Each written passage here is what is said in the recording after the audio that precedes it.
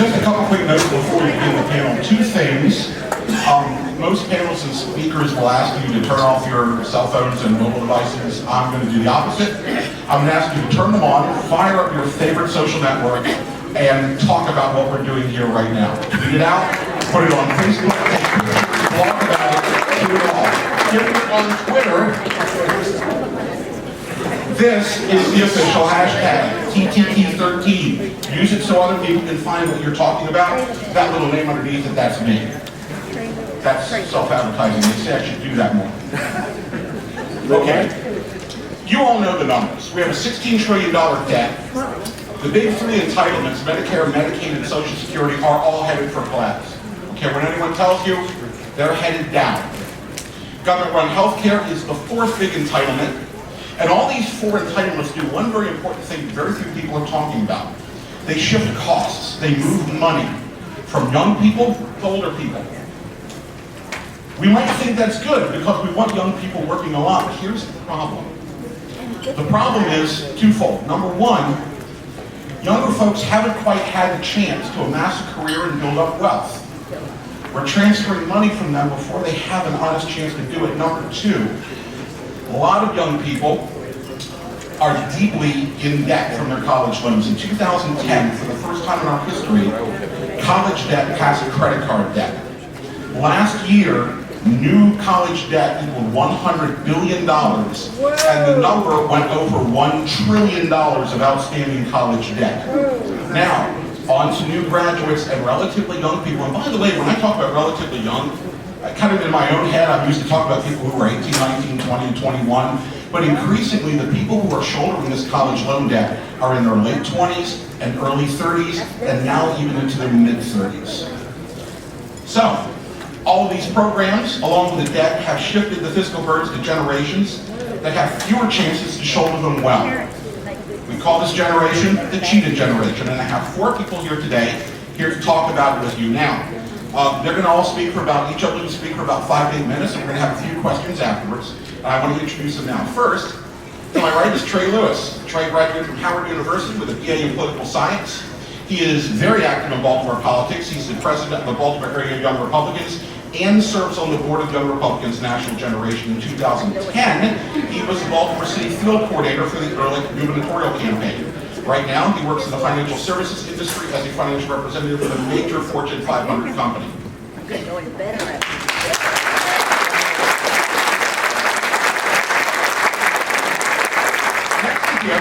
Is Gabriella Hoffman. Gabriella is a Regents graduate of UC San Diego. She has a Bachelor of Arts in Political Science. She's a blogger, a youth grassroots organizer, a social media wonk, a speaker, and let me also tell you, she is also a Twitter goddess. I follow her. If you follow her too, your timeline will never, ever stop. She co-founded two youth-based movements to stay with Israel and American conservatism. She is an organizer for Rebooting America, which recently held a successful national Papa John's Pizza Appreciation Day. She has appeared on several radio and television outlets, and she currently works at a prominent conservative nonprofit organization in Arlington, Virginia, helping students advance conservatism on campus.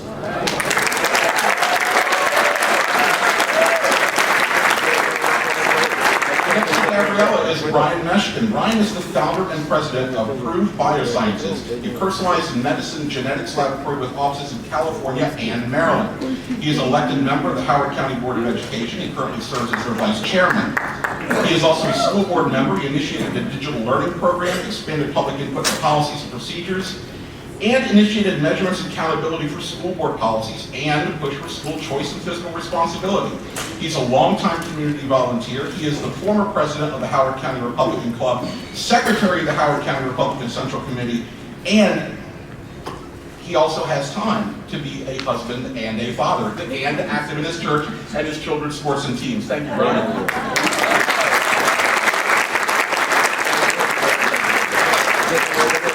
And on the end, we have Brandon Cooper. Brandon is originally from Cincinnati, Ohio. He's been a resident of Prince George's County for the past 7 years. He lives in Laurel right now. So if you're from Laurel, go by and say hi to Brandon. He was the campaign coordinator for the Dan Bongino for U.S. Senate Campaign Committee last year.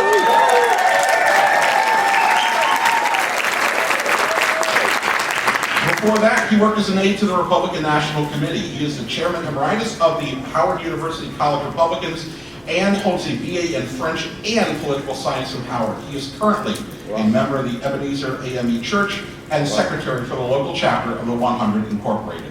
We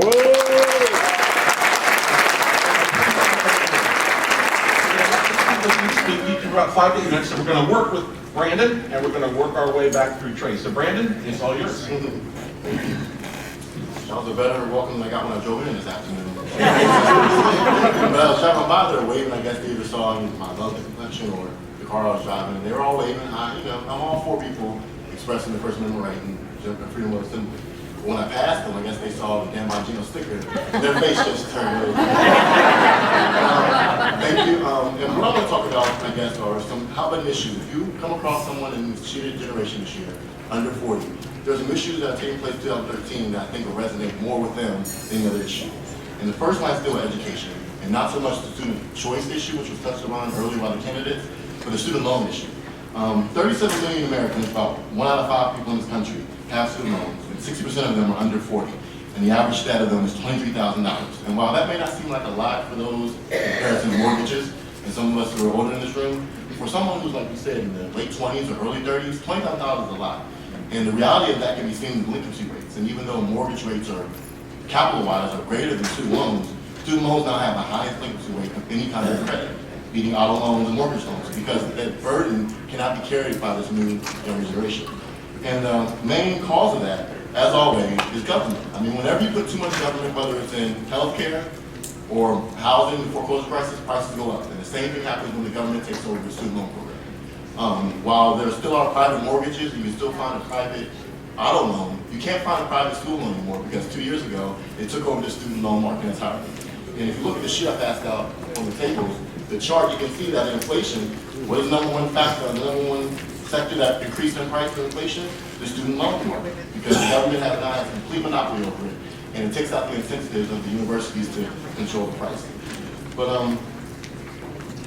and on top of this, you'll think that with all this government intervention, back in 1978, $500 million was spent on student loans. Fast forward 30 years, a 200% increase. It's now $115 billion is being spent by the federal government over the last 30 years.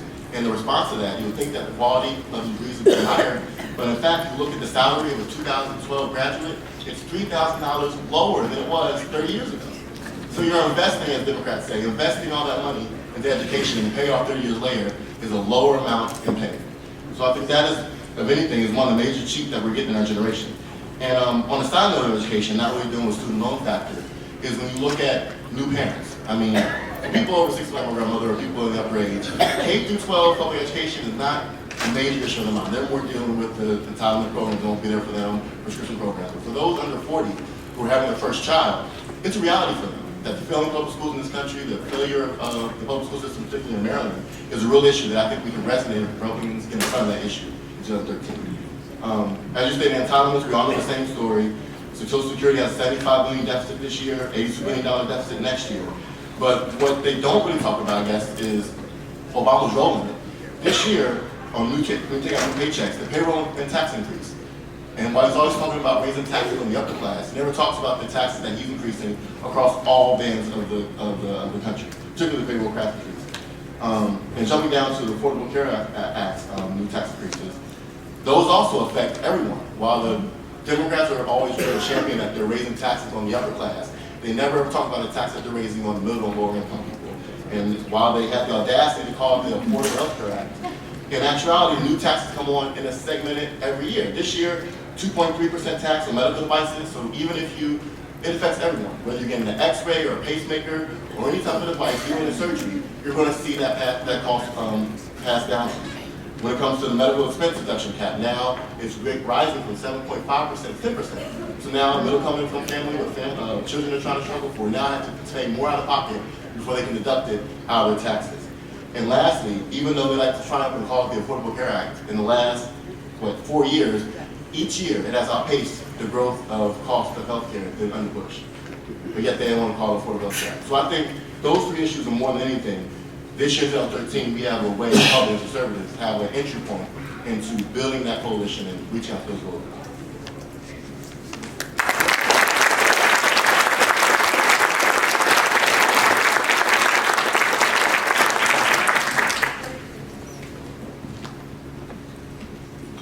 Good afternoon, fellow Patriots. It's wonderful to be here for a second year at MD-CAN. My name is Meshkin. Today my heart is filled with gratitude. I'm thankful for the courage and effort of the organizers of this event. I know it's had a lot of controversy around it, and I want to thank Catherine, Tanya, and all the others on the team that put this together. I'm thankful that my wife and kids can be here with me today in the back of the room. I take a lot of time away from my family to serve in my community, and I'm grateful that they are so patient with that and they pray for me every night.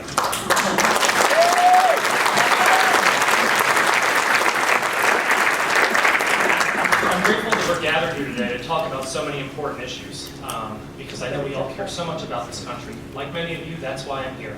I care about the future of our country, and I'm deeply, deeply concerned about the direction that we're heading. One of the things I love about being a parent, you learn so much going through that experience, is seeing the world through my kids' eyes. Things that I would normally just not pay attention to because I'm too busy with work or whatever are so much more significant when you hear them talk about it, whether it's the moon in the sky, whether it's a set of sparkly shoes that amaze my daughter. But my 11-year-old son was recently reading the book The Hunger Games, and I'm sure most of us are familiar with the story in the book or the movie about a character named Katniss Everdeen, who's a smart, ambitious young lady whose life prospects are dramatically diminished by historical events that predated her. This story emphasizes how children, our future generation, can be exploited by the excesses of older generations. Sadly, I think we're not too far away from this reality in today's society. Today, the federal government borrows half of what it spends. So we hear politicians talk a lot about the numbers on debts and deficits, and really those numbers are so big that none of us can really understand the magnitude of those numbers.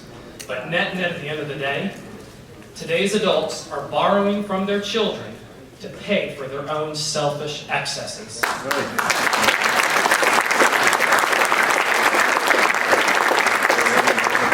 Beyond the numbers, it's immoral and it's selfish, and it's been going on for 30 years. And so the topic that we're discussing as a panel today is basically a preview of what's going to be so much worse for my kids, your grandkids, if we keep going on the same track that we're on today. I mean, think about just a couple examples in the news lately.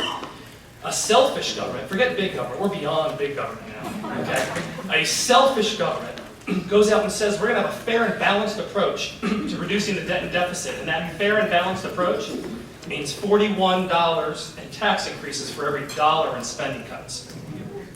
The selfish government believes that it's the collective common good for one or two bureaucrats in Washington, D.C. to decide what the masses should be allowed to do, instead of allowing the hundreds of millions of people in the free market to decide on what the common good is themselves. Selfish government doesn't believe in equal pay for equal work, because if they did, they wouldn't believe that a government employee should be paid more and have better benefits than their counterparts in the private sector.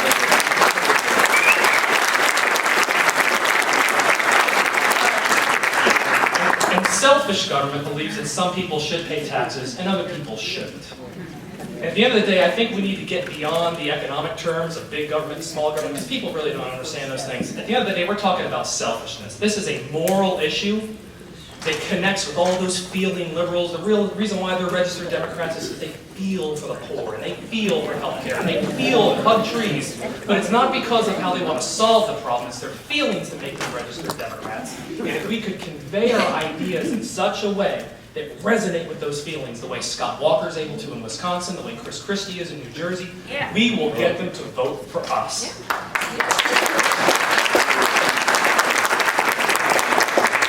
And so I'm here today because I think we can do better. And like many of you, I actually do believe the words in the Pledge of Allegiance. As the only Republican on the Howard County Board of Education, I get to hear my fellow colleagues when we're saying the pledge omit words like under God as we're sitting there. But I do believe we are one nation under God, indivisible, with liberty and justice for all. And I believe that the answers to the challenges we face are really in those words. Because liberty is opportunity, and that's what we represent. Justice is about fairness. And I'm so sick and tired of hearing liberals talk about fairness, because it's the biggest measure of hypocrisy we ever see. As conservatives, that's what we seek to conserve. We seek to conserve and protect opportunity and fairness for all, and that hasn't been happening. So let's just think about this from a common sense standpoint. We've created billions and trillions of dollars on government programs over the past 30 years as we've had this massive expansion. And they've all been designed probably with the best of intentions to solve problems. But if you're going to spend billions of dollars to solve a problem and have a program, whatever it may be, to solve that problem, don't you think that over time it would solve the problem? Don't you think that by virtue of solving the problem would be reduced, so therefore the cost would be reduced, and eventually the solution would go away because the problem goes away? Yeah. And so let's just take two examples, two that are close to my heart, where people think that liberals care more than conservatives do: poverty and education. So we've spent the past 30 years and billions of dollars on the war on poverty in America. The poverty rate is just as bad, if not worse, than it was 30 years ago. And somehow it's compassionate to keep that same system in the same place.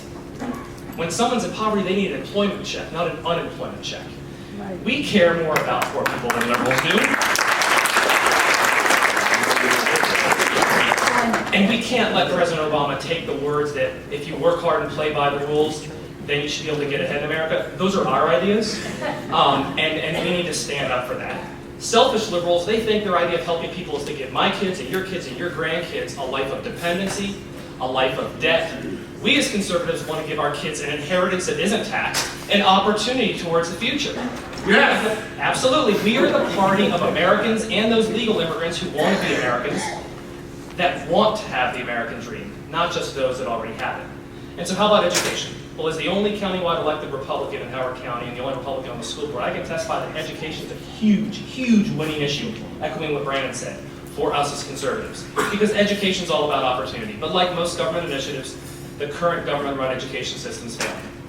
Brandon talked wonderfully about the student loan issue and those type of things, so I'd like to talk basically, and now think about that. Our college and university system is the envy of the world, and that's a problem. Now think about our K-12 education system. That's mediocre at best. We spend more in Maryland per capita more than anyone else in the world for a public education system. The United States spends more than everybody but Luxembourg, but in Maryland we're so generous we pay more than anybody else. And so we're basically paying a Saks Fifth Avenue price for a Walmart product. We're paying $1. We're paying $1 and we're getting a 50-cent product in return. I don't like to overpay for those type of things. Most people wouldn't, and we continue to do so. Now granted, Maryland is ranked the best over the past 5 years of all public education systems in the United States. That tells you how bad everybody else is. And that's something to be proud of, but I don't think I would necessarily brag about being the best of the average. So when you think about that, why is it that our K-12 education system is so bad? Well, think about it. We as conservatives believe in opportunity and fairness. We believe that if a child can choose which college and university to attend, they probably should be allowed to choose what K-12 school to attend. If government money is going to follow that child to a Pell Grant student loans to a Catholic school or any type of religious school or a private school at the college level, why wouldn't the same public funds follow them in a K-12 system? No child in America should be held back from their opportunity to pursue happiness by virtue of the street that they live on.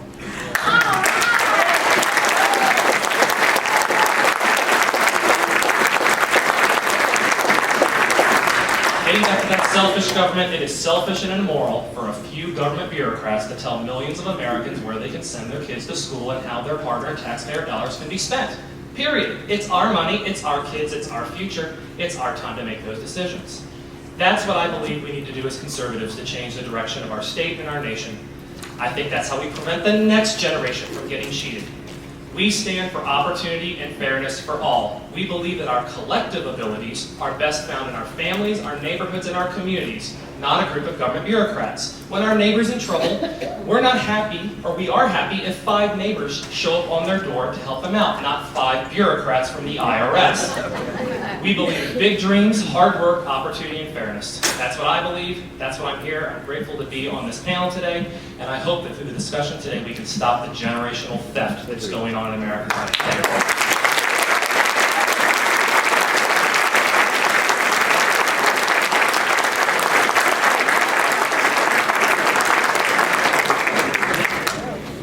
I'm really grateful to be here today amongst all of you. I am a recent college graduate from the University of California at San Diego, and I'm happy to say that I'm now taking residency in Virginia, having escaped from the People's Republic of California. And I am so thankful and so indebted to my father, who's here today, and also my mother, who's in California with my sister, for coming to this country 27 years ago from Soviet-occupied Lithuania. And it's with them and their love of this country that I am a conservative. So I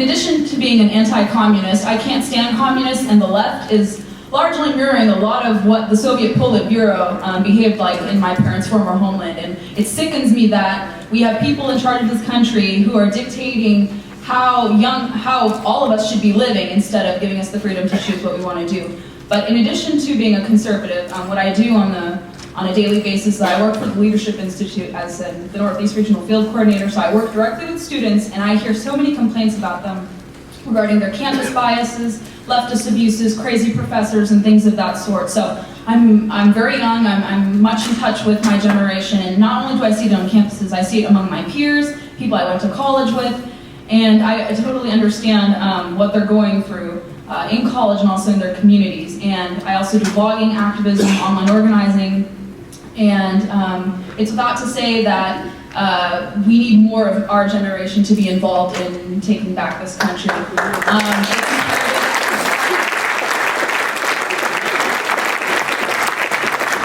Because what I see, like from my own college experience and also from those of the students that I meet, I see majority of the peers in our generation have this entitlement mentality. They give allegiance to paternalistic government.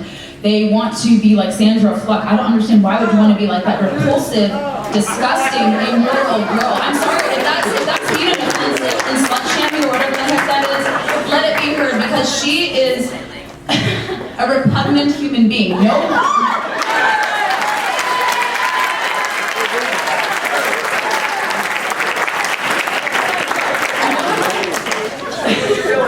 No young female like myself should look up to that trash. I'm sorry.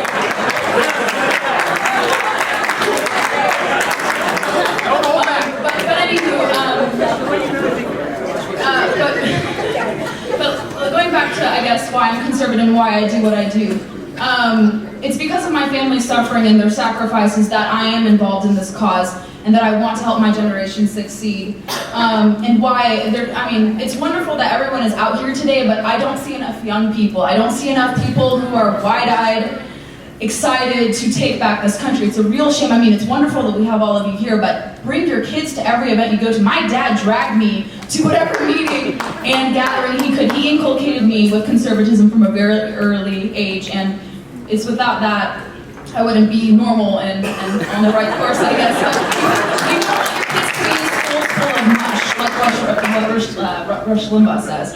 And also, Reagan had this really good quote, like about all great change in America begins at the dinner table. We had family conversations. Talk to your kids. If they're in college, talk to them about like what goes on in school. Don't be absent in their lives. Don't ignore what's going on. Listen to them if they have a professor. Be involved in their lives like my parents were and my sister in my life.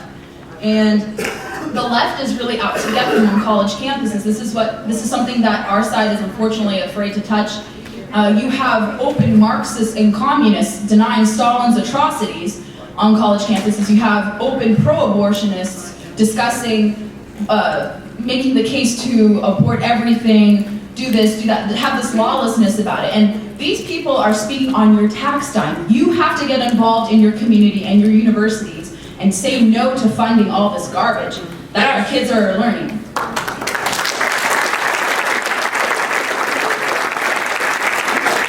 And we often hear after the election, and I'm not speaking on behalf of I represent my organization, but I'm speaking solely on my own thoughts. But given the election results and the failure on Romney's campaign to really gauge our generation about important issues, and the fact that we now hear echoing and rallying cries to abandon conservatism, we must give up on social issues because they're really divisive. I think that's a completely BS move. You can't do that.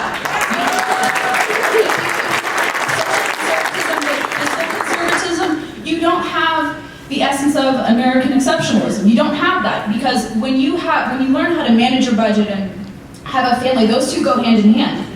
In order to be responsible personally, you have to know how to balance your budget, and you have to know how to behave as a human being, as a respectable human being, preserving the right to life, traditional marriage, and having a good reputation, and also just being, a person of your principles, words. And we don't see that going on. So the next time someone tells you that young people should abandon fiscal conservatism, social conservatism, please chide them against that. That's extremely wrong. And with the education system, they teach people in my generation to hate making a profit, to hate free enterprise. I was recently featured in Fox News, and I'm all over Drudge Report, if some of you don't know that, but I was interviewed by them, and I gave my opinion about the payroll tax. And a lot of my generation sees ill in being an individual. They want to sulk off of the government for birth control. They want to demand for handouts. That's unacceptable. That's really more demoralizing. And the fact that like Occupy Wall Street and all these other young people are demanding for greater government interference in their lives is really scary, because all those rallying cries for more tyranny, collectivism, alarm me as someone who's a child of immigrants from a very oppressive, formerly oppressive regime. But Russia hasn't really changed that much. Don't think that Russia is an ally. Soviet Union still very much exists there, but in a different thing. And whenever I tell people that, or whenever people ask me that, how can we gauge people your age? How can we get more young people? You have to scare them. Unfortunately, you have to tell them what's going on. You have to give them the reality, like, look, you won't have a future if you don't defend your turf, you don't defend the Constitution, you don't defend traditional values, and our nation's sovereignty. And there are so many other young conservatives like myself. My friend Liz, who works at Media Research Center, she and I, and so many others, Justin Charters, who you may have seen about Rebooting America, Resistance 44, Tyler, who works for Free Beacon. My sister is going on Dr. Phil's show to condemn the hookup culture this Tuesday, so watch that.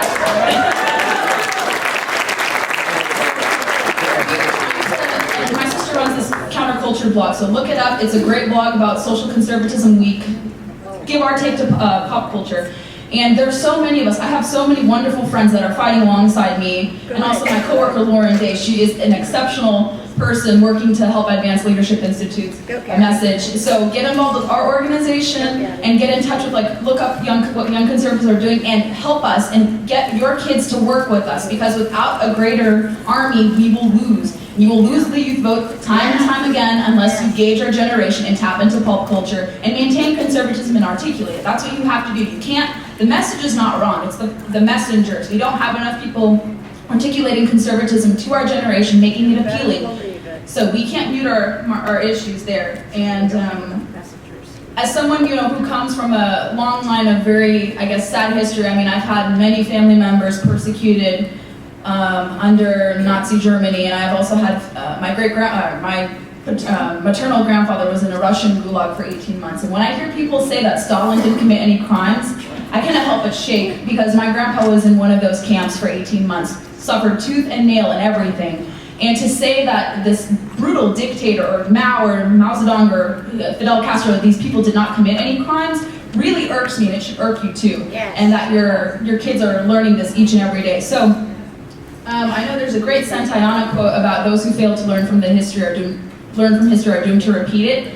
If my generation and everyone else in America fails to learn from the failures of the Soviet Union, from communist Cuba, communist China, Vietnam, and all these other oppressive regimes, we're going to have it here in America, because people will not defend those freedoms if they're expected to just willingly go with whatever this administration says and what bureaucrats do to us. Abuse us on a daily basis. So it's important that you teach kids history, get them involved Leadership Institute with all these other plenty of young conservative organizations, and talk to them.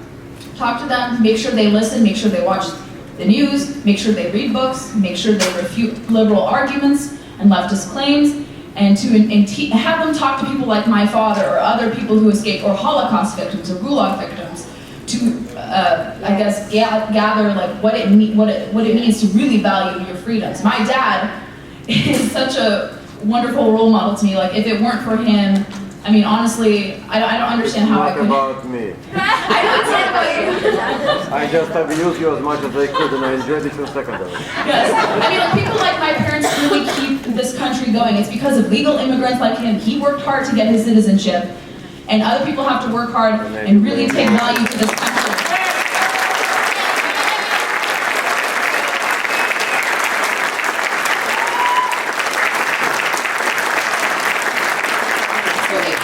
America to become the United Socialist States of America, I urge you to get involved, get in touch with me, get in touch with my coworkers, my friends, other young conservatives, and really do damage to the left, because they're gonna need it. Thank you.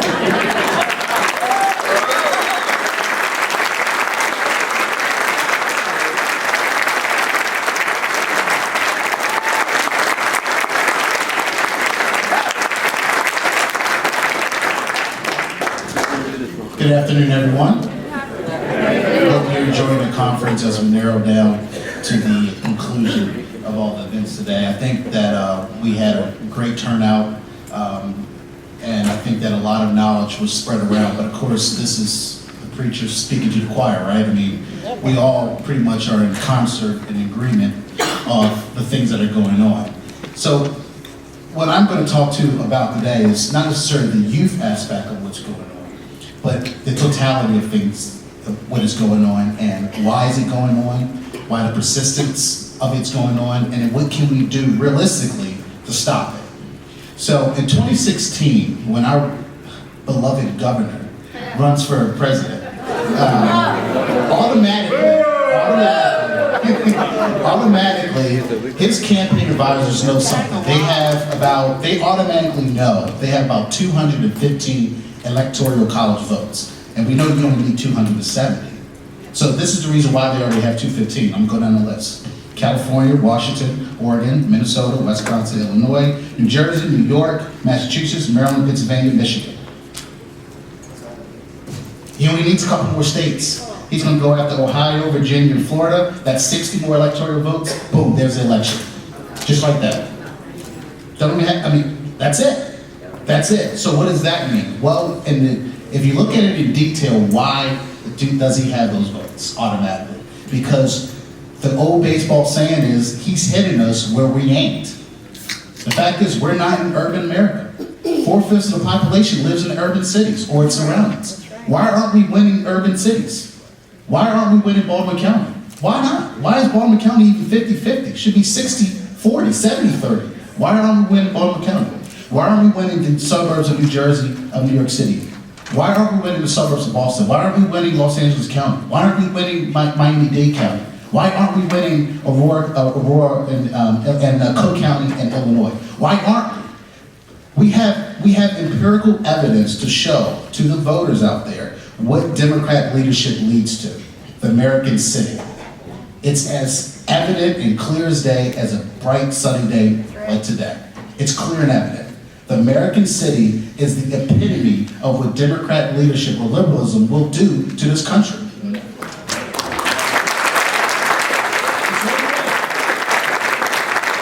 I was in law enforcement for 5 years. I was a Baltimore City police officer. Baltimore City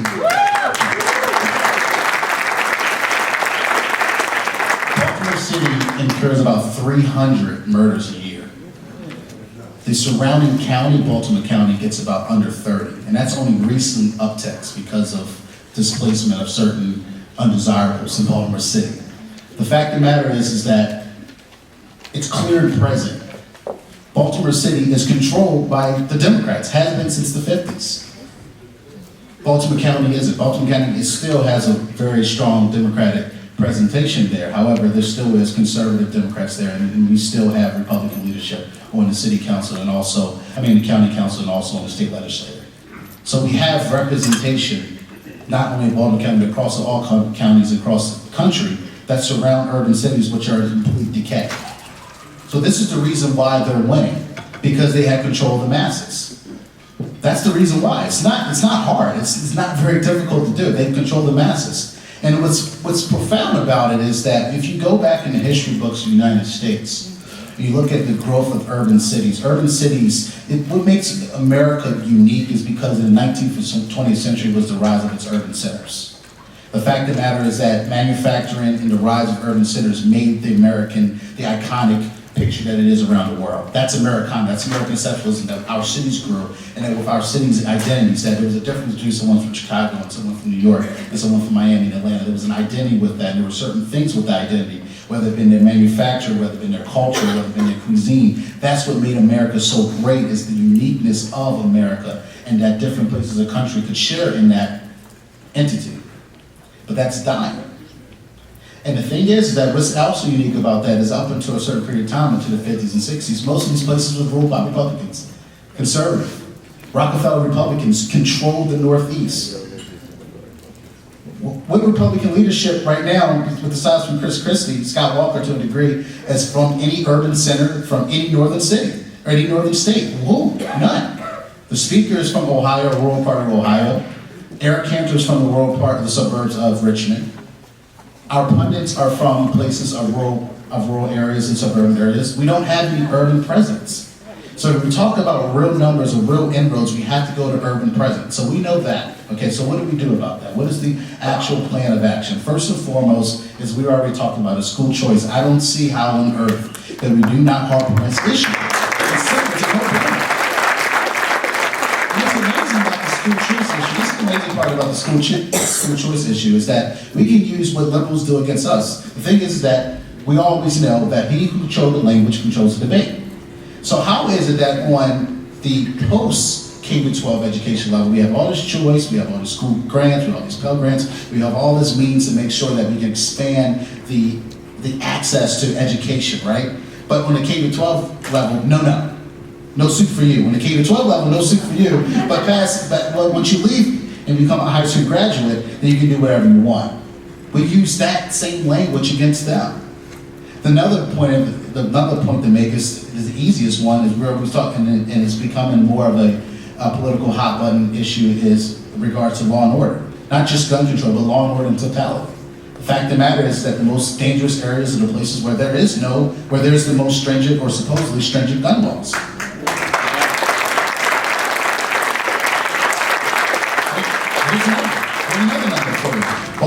I'm going to relegate it to our own locales here. Baltimore City has one licensed gun shop, which is technically actually only for law enforcement. One. Baltimore City has one. Baltimore County has more than 10. Where's all the crime? Baltimore City. Right? I mean, you would think that all the crime would be where the gun shops are, right? People getting guns and going up and robbing CVS stores left and right. That's not happening in the county. It's happening in the city. It's happening in the city because there's no law and order, there's no seriousness in regards to the judicial system. The fact of the matter is that there was a study done in the mid-2000s in regards to that a crime committed with the same type of circumstances in Baltimore City, and a crime committed with the same type of circumstances in surrounding counties of Harford County, Baltimore County, Anne Arundel County, Howard County, that you're 5 times more likely to get arrested or actually convicted in those surrounding counties than in Baltimore City. 5 times. So we're talking about, as a law enforcement officer, I encountered people who were charged and convicted of murder 1, which is a miracle in Baltimore City. And they only did 8 years for murder 1. 8 years for murder 1. And so these are the type of numbers and these are the type of displays that we have to throw out there. So the way we do that is not necessarily with the Maryland GOP, because that's not going to really work. We know that. So what works is that organizations. It's not a slam against them, it's just that the word conservative and Republican is a pejorative in urban centers where the youth lives. That's what we're talking about. We're talking about the youth, we're talking about minority votes, we're talking about women votes. That's where people are. We just got to go where people are. So where people are, the pejorative word is conservative and Republican. It doesn't work. What does work is numbers. What does work is those feelings that Brian was talking about. Is that they feel the wrong. But their only choice is Democrat versus Democrat in the incumbency. Incumbency versus the new guy. That's it. That's their choice. I mean, legitimately, Baltimore City voters come up to me and they say, Trae, I might vote for a Republican, but there's no Republicans in Baltimore City. I mean, and they're actually right. On the ballot, there is none. In the general election, there are no Republican representations. The fact of the matter is that there needs to be a center source, whether on the national level, going to the state level going to the local level, and in which we need to have, and we need to relegate positions and agendas for each individual person. We can't have all the organizations that we have represented today that came to this convention. We can't have everyone doing the same thing. Certain people have to go in certain areas, so we have to have an education agenda. Certain people need to be on certain boards, that's very important, be on certain boards in regards to education. And Baltimore City doesn't have an elected school board. So how do they get in? Well, they go to the PTA meetings. They might not have a child in Baltimore City School, it doesn't matter, it's not important. Go to those meetings, go and get involved with who the people who are the legislative liaisons for education in Baltimore City to Annapolis. And you get in cahoots with them. Yeah, you're gonna get a Republican on the block, but at the end of the day, eventually they're gonna have to listen to you because you're on the board with them. And so your influence spreads there. Then you have to go to the other social agendas that's going on. Everything from the NAACP, hey, become a member. Everything from the NAACP to the League of Women Voters, you have to get on these boards. You have to get involved. You have, because these are the people who are influencing the youth. These are the people who are controlling the mic. These are the people who are spewing out blatant lies about what's going on in this country and in this state. So if we want to control that, we want to reverse that, we have to hit them where they aim. They are places where we're just simply not. So we have to increase our presence on talk radio. We have to increase our presence on political talk shows. We have to make it so that we are places where the youth are and where we completely are vanished. We completely vanish. And so we have to be serious about that. So the thing is, like I said, just to recap what I'm saying, we know the numbers. We know when a Democratic president runs for president in 2016, whoever it may be, we know the numbers on their side. So we know the numbers on their sides because they have the urban centers in their pocket. They have the urban centers in their pocket because they mobilize a certain small selected faction to go out there and vote for their people in. Because we're not talking about big numbers that elect these people on a local level. It's not big numbers at all. You can win a city council race in Baltimore City with 3,500 people voting for you. That's the numbers, because that's the abysmal turnout in November. So you have to break it down. You can't, sometimes you just can't go after it you can't go after the whole cake sometimes. You have to slice it down. And so the way you slice it down is by strategizing and saying, okay, why are they controlling what they control? And that's how you go after them. Because we just can't go and say, oh, we're going to have this state-by-state agenda. I was at the RNC a couple weeks ago for a Christmas party. They had all these big maps showing state-by-state, this is what we're going to do in Virginia and Ohio. It's like, what are you talking about, man? You're not going to win. You're not going to win because you're not seeing the forest through the trees. You have to start small and work your way out.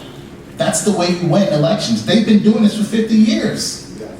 They've been doing this for 50 years and they've been winning. And it's not hard. They're not smarter than us. Their message isn't better than us. People liked our message. People win our message. The president, like Dan Bongino said, the president ran on our message. He ran on our message. That's crazy talk. The fact of the matter is that you have to start small. So what has to happen in your organizations or in your personal time and space, you say, you know what, yeah, I have a voice, but where realistically can I make inroads into that voice? And like I said before, you have to go to different separations of what controls your particular locale. So for Baltimore City, Baltimore County, Annapolis, and Orange County as a whole, you have to look and see, you have to go to your civic centers, you have to go into the Boys and Girls Club of America, you have to get involved. You have to represent, say, yes, I'm a Republican, I'm conservative, I'm here. Now what? Go where they aim. And be there, and be active, and be boisterous. And I'm telling you, over a period of time, it will turn the tide. That's right.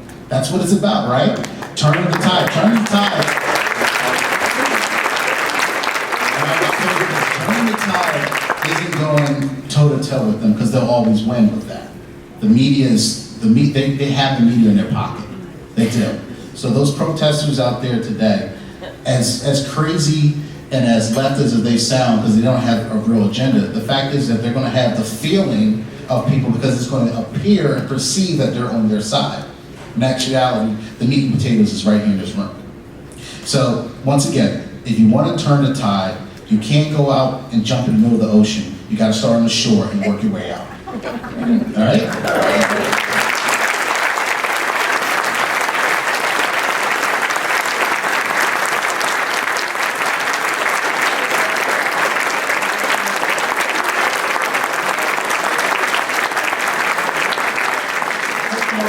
We actually, guys, I'm sorry, but we're actually 6 minutes over time. We're not going to have time to organize questions. So we're going to have to take a break and run to the next panel. But everybody will make themselves. You guys will be available for a little while afterwards. Find these guys and run them by your questions. They are incredibly smart people and would love to talk to you. We're going to take a 10-minute break and when we come back, thank you all, thank our panelists.